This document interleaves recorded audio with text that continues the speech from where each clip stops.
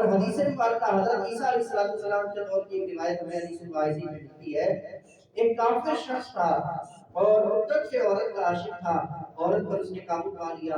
رات کو جب عورت کے قریب جانے لگا تو اسے پتہ چلا کہ لوگ چاند دیکھ رہے ہیں، کوئی نیا مہینے کا چاند نکلا ہے۔ پوچھا یہ کس چیز کا چاند ہے، کون سے مہینے کا چاند ہے؟ بتایا گیا کہ ماہ رجب بڑی برکتوں اور تعظیم اور ادب و احترام والے مہینے کا چاند لوگ دیکھ رہے ہیں۔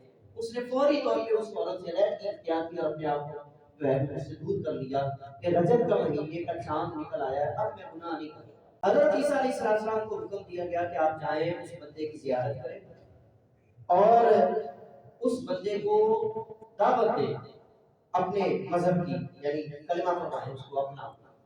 انہوں نے گئے اس کی زیارت کی، اس کو دیکھا، اس کو کلمہ پڑھوایا، اس وقت کے حساب سے وہ مسلمان ہوا۔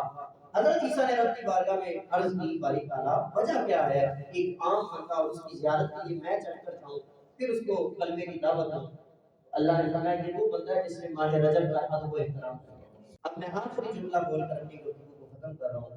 حضرت عیسیٰ علیہ السلام کی قوم میں سے ہو، ان کے زمانے کا بندہ ہو، رجب کا ادب و احترام کرے، اتنا بڑا مقام مل جائے، تو حضور کا امتی ہو، نبی علیہ السلام کی سردار امت میں سے ہو، تو پھر جو ہے وہ اگر ماہ رجب کا ادب و احترام کرے